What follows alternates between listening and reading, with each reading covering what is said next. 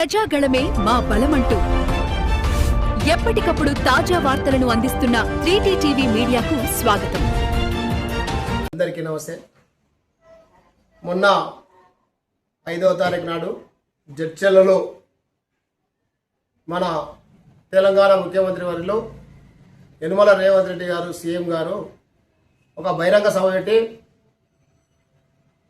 ఉదటపూర్ నిర్వాసితులకు డబ్బులు వేసినని మాట్లాడుతూ, అలాగే మళ్ళా నేను నల్లమల్ల బిడ్డను, ఇక్కడే నాకు మిర్జిలనే జడ్పీటీసీగా నుంచి నా ప్రస్థానం స్టార్ట్ అయింది, జడ్చర్ల నియోజకవర్గం నుంచి అని మాట్లాడుతూ ఉంటాడు.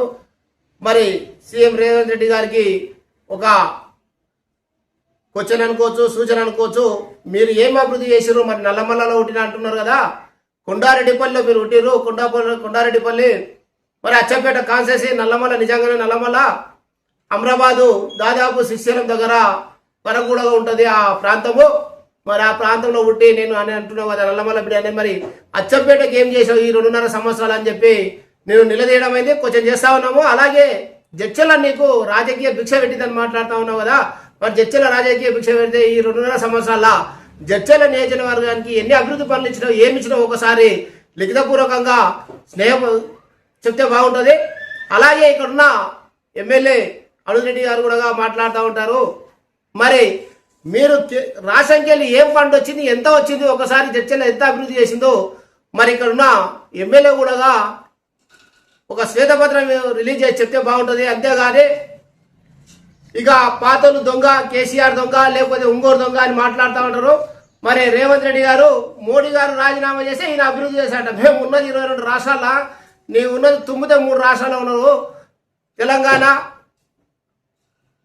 మన కర్ణాటక, ఇంకొక రాష్ట్రం, 3 రాష్ట్రాల నీకు ఉన్న పూర్తి మెజార్టీ ఉన్న 3 రాష్ట్రాల సీఎం ఉండి మమ్మల్ని రాజీనామా చేస్తా అంటే నీకు వచ్చినాయి 99 సీట్లు ఎంపీ సీట్లు. మరి 99 సీట్లు ఎంపీ సీట్లు వచ్చి నీకు ప్రధానమంత్రి కావాలంటే మరి మేము 200 సీట్లు వచ్చిన వాళ్ళు మేమెంత ఉండాలి? ఒక్కసారి ఆలోచన చేసుకొని మాట్లాడండి రేవంత్ రెడ్డి గారు. మీరు బీజేపీ గురించి మాట్లాడేటప్పుడు మీరేందనేది కూడా తెలుసుకొని మాట్లాడండి. మేమేందనేది చెప్తాం భారతీయ జనతా పార్టీ తరఫున. మీరు ఇంకొకసారి బీజేపీ గురించి మాట్లాడకుండా సిద్ధశుద్ధితోన తెలంగాణలో ఉన్న నీవు పుట్టిన గడ్డకు అచ్చంపేట నియోజకవర్గానికి ఏం చేసావు చెప్పండి. నీకు రాజకీయ భిక్ష పెట్టిన జడ్చర్ల కాన్సెన్సీకి ఏమి చేసినావు ఒకసారి జడ్చర్ల జనానికి తెలియాలి, అలాగే అచ్చంపేట ప్రజలకు తెలియాలి అని చెప్పి కోరుతా ఉన్నాను. అలాగే మీకు హెచ్చరిస్తా ఉన్నాను. జై